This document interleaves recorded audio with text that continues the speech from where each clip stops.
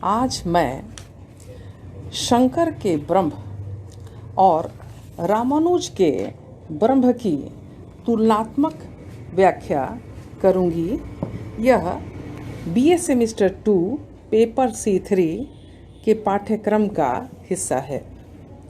शंकर और रामानुज दोनों ही वेदांत दर्शन के दो संप्रदायों का प्रतिनिधित्व करते हैं। शंकर और रामानुज दोनों ने ब्रह्म को सत्य माना है। दोनों एक ब्रह्म को परम सत्य मानने के कारण एकवादी मोनिस्ट हैं, किंतु शंकर के ब्रह्म को अद्वैत कहा जाता है। शंकर में निषेधात्मक दृष्टिकोण से ब्रह्म की व्याख्या की गई है, जिसके फलस्वरूप शंकर के ब्रह्म को एक कहने के बजाय अद्वैत नॉन डुअलिज्म कहा जाता है। परंतु रामानुज का ब्रह्म एक विशेष अर्थ में एक वाद का उदाहरण कहा जा सकता है। ब्रह्म के अंदर तीन चीजें हैं: ईश्वर, चित्त और अचित्त। ईश्वर चित्त और अचित्त की आत्मा है, जबकि चित्त और अचित्त ईश्वर का शरीर है।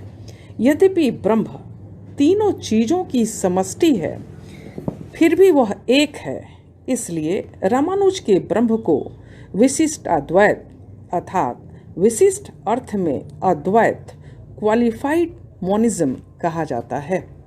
अब मैं एक एक कर शंकर और रामानुज के ब्रह्म के बीच अंतर का वर्णन करूंगी। पहला अंतर यह है कि शंकर का ब्रह्म निर्गुण है, जबकि रामानुज का ब्रह्म सगुण है। दूसरा अंतर यह है कि शंकर का ब्रह्म व्यक्तित्वहीन है, जबकि रामानुज का ब्रह्म व्यक्तित्वपूर्ण है। तीसरा अंतर यह है कि शंकर का ब्रह्म भेदों से रहित है, जबकि रामानुज का ब्रह्म स्वगत भेद से युक्त है। चौथा अंतर यह है कि शंकर का ब्रह्म ईश्वर से भिन्न है, जबकि रामानुज का ब्रह्म और ईश्वर एक ही है। पांचवा अंतर यह है कि शंकर का ईश्वर ब्रह्म का विवर्त है, जबकि रामानुज का ईश्वर ब्रह्म स्वरूप है। छठा अंतर यह है कि शंकर का ब्रह्म आदर्श है, जबकि रामानुज का ब्रह्म यथार्थ कॉन्क्रीट है। सातवां अंतर यह है कि शंकर का जीव ब्रह्म से अभिन्न है, जबकि रामानुज का जीव ब्रह्म कदापि नहीं हो सकता। अब मैं उपर्युक्त अंतर को विस्तार पूर्वक बतलाने की कोशिश करूंगी।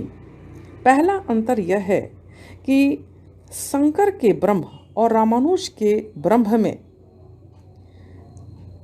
प्रमुख अंतर यह है कि शंकर का ब्रह्म निर्गुण है, जबकि रामानुज का ब्रह्म सगुण है।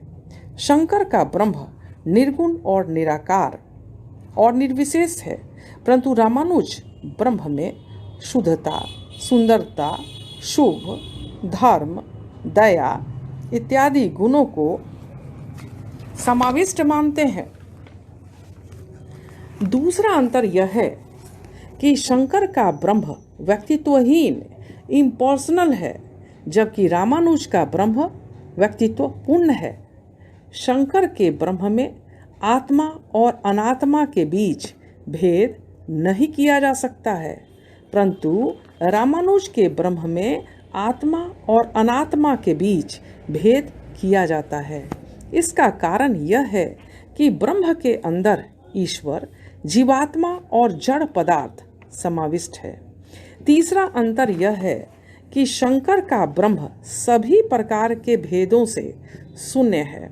वेदांत दर्शन में तीन प्रकार का भेद माना गया है: सजातीय भेद, विजातीय भेद और स्वगत भेद। शंकर के अनुसार ब्रह्म के अंदर सजातीय भेद नहीं है, क्योंकि ब्रह्म के समान कोई दूसरा नहीं है। ब्रह्म में विजातीय भेद भी नहीं है, क्योंकि ब्रह्म के असमान भी कोई नहीं है। और ब्रह्म में स्वगत भेद भी नहीं है, क्योंकि ब्रह्म निर्वय है। किंतु रामानुज के अंतर स्वगत भेद है। ब्रह्म के अंदर 3 चीजें हैं, ईश्वर, चित्त और अचित। अतः ब्रह्म के अंदर स्वगत भेद है। चौथा अंतर यह है कि रामानुज के दर्शन में ईश्वर और ब्रह्म का प्रयोग एक ही सत्ता के लिए किया गया है। रामानुज ने ब्रह्म को ही ईश्वर कहा है, जबकि शंकर के दर्शन में ब्रह्म और ईश्वर के बीच भेद किया गया है। ब्रह्म सत्य है, ईश्वर असत्य है। शंकर के दर्शन में ईश्वर की व्यवहारिक सत्यता है, जबकि ब्रह्म की पारमार्थिक सत्ता है। रामानुज ने ईश्वर को सृष्टिकर्ता, पालनकर्ता और संहारकर्ता माना है, किंतु शंकर का ब्रह्म इन कार्यों से शून्य है। पांचवा अंतर यह है कि शंकर के दर्शन में ईश्वर को ब्रह्म का विवर्त माना गया है, परंतु रामानुज के दर्शन में ईश्वर और ब्रह्म के रूप को पूर्णतः सत्य माना गया है। छठा अंतर यह है कि शंकर का ब्रह्म आदर्श एब्स्ट्रैक्ट है, परंतु रामानुज का ब्रह्म यथार्थ कॉन्क्रीट है। सातवां अंतर यह है कि शंकर के दर्शन में जो ब्रह्म का ज्ञान पाता है वह स्वतः ब्रह्म हो जाता है, परंतु रामानुज के मतानुसार मोक्ष की अवस्था में व्यक्ति ब्रह्म के सादृश्य हो जाता है, वह स्वयं ब्रह्म नहीं हो सकता।